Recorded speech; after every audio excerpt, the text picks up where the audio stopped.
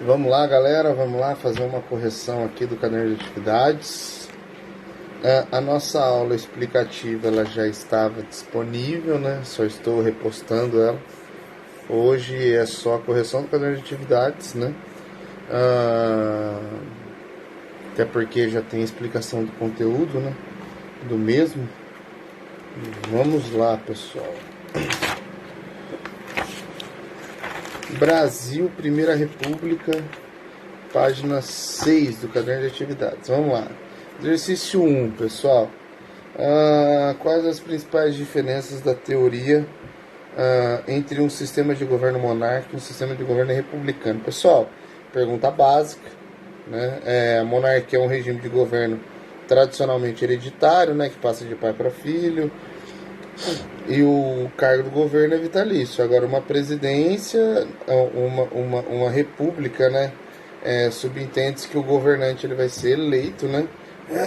Pela maioria dos eleitores, seja indireto ou diretamente, né? E ele respeita uma Constituição. 2. Por ora, a cor do governo é puramente militar e deverá ser assim. O fato foi deles só porque a colaboração do elemento civil foi quase nula. O povo assistiu àquilo bestializado, atônito, surpreso, sem conhecer o que significava. Um escrito de Aristides Lobo, né? Um jornalista, né? O Brasil não teve povo, né? José Murilo de Carvalho, um dos maiores historiadores do Brasil ainda vivo, ok? Os bestializados, né? Fazendo uma leitura. Tomando como referência situações acima e a relação delas com o contexto social e político após a proclamação da República no Brasil, pode-se afirmar que o exercício parte 1, né? Tomando como referência situações acima e a relação delas com o contexto social e político após a proclamação da República, né, no Brasil, pode-se afirmar que o comentário de Aristides Lobo refere-se ao caráter elitista da proclamação, realizada por militares com o apoio das oligarquias cafeiras, transformando a população civil em meros espectadores. Por isso que eles assistem bestializados, eles não sabem o que está acontecendo, ok?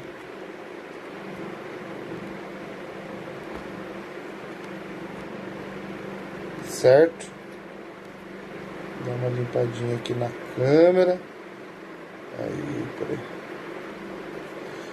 seguindo, pessoal, 2. A fala de Luiz Couto, partidário da ala revolucionária dos republicanos, refere-se ao processo de exclusão social instaurado a partir da proclamação. Não, tá errado, pessoal. Até porque é o José Murilo de Carvalho que faz a leitura, né? A participação popular das decisões políticas concretizou-se a partir da promulgação da Constituição de 1891, com a qual se criava uma república federativa de cunho nacionalista, regionalista, né? E ampliava-se no direito do voto, tornando-o universal e secreto. Então,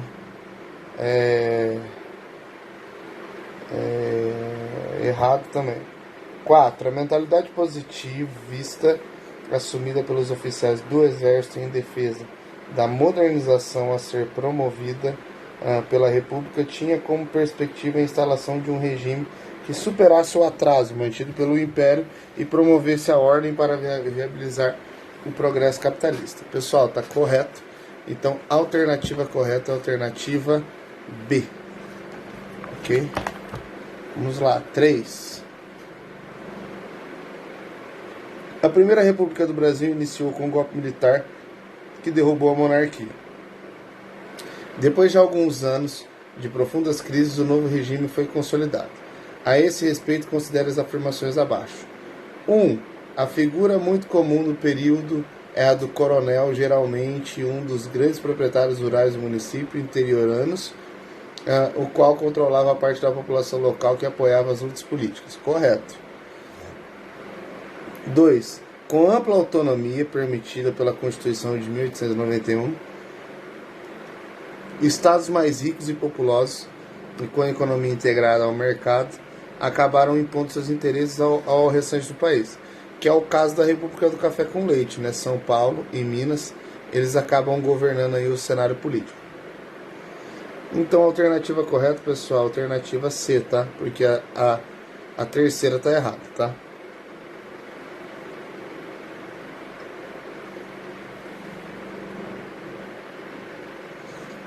Quatro.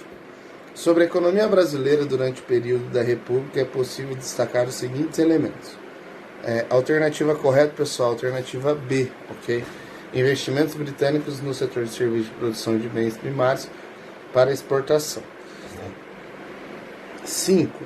Em um balanço sobre a Primeira República no Brasil, Júlio Mesquita Filho escreveu: a política se orienta não mais pela vontade popular livremente manifesta, mas pelos caprichos de um número limitado de indivíduos, sob cuja proteção se acolhem todos quantos pretendem em um lugar nas Assembleias Estaduais e Federais. Pessoal, alternativa correta, alternativa D, ok? Alternativa D. 6. O coronelismo, fenômeno político da Primeira República, tinha como uma das suas principais características o controle do voto, que era o voto de cabresto, né? O que limitava, portanto, o exercício da cidadania. Nesse período, essa prática estava vinculada a uma estrutura social. Uma estrutura social agrária, tá, pessoal? Marcada pela concentração de terras e do poder local e regional. Então, a alternativa correta é a alternativa E. Grosso modo, na Primeira República, 7, tá? Grosso modo, na Primeira República, especialmente no Nordeste, as oligarquias instituem relações de poder com as classes populares, através de certos elementos observáveis ao longo da história do Brasil. Analise os itens a seguir e coloque o verdadeiro ou falso. Primeiro, laços de apadrinhamento de lealdade de determinados setores populares para com os chefes políticos. Correto, tá? Segundo, troca de favores entre oligarquias compreende os níveis municipal, estadual e federal. Correto também. Terceiro, o caráter singular das estruturas políticas brasileiras que explicitam a oposição organizada e articulada dos segmentos populares em relação às oligarquias instituídas. Correto também. E o quarto, fraqueza política e equívoco ideológico das classes populares que, incapazes de pensar por si mesmas, apoiavam plenamente as oligarquias. Então, verdadeiro, falso. Então, a alternativa correta é a A. 8. Observe a charge. É o Zé Besta? Não, é o Zé Burro. E daí, tipo, faz aquela zoeira lá do fato, tipo assim, do eleitor não ter direito ao voto, né?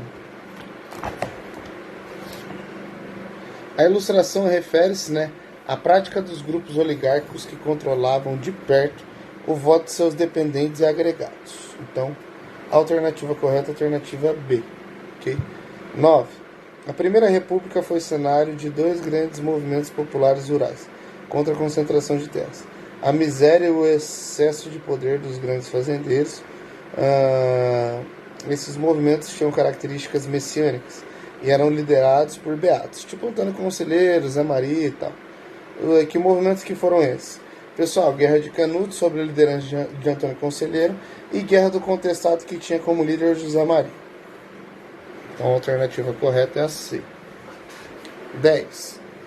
Considere as afirmativas a respeito do movimento social acima referido ocorrido em 1904, que no caso é a revolta da vacina. Tá? 1. Entre as motivações da revolta destacou-se a resistência popular e o cumprimento da vacinação obrigatória contra a varíola, o que levou à ocorrência de sérios distúrbios e manifestações violentas no centro do Rio de Janeiro. Correto. E a 2, a revolta foi insuflada pelos remanescentes da oposição jacobina e positivista, que tentaram instrumentalizar a insatisfação popular a fim de derrubar o governo. Correto também. Pessoal, não vai dar para trabalhar. Pessoal, vou falar aqui rapidinho. A 11, alternativa certa é E. A 12 é a revolta da Chibata, né? Alternativa D. 13, B e 14, A. Pessoal, Obrigado e até mais.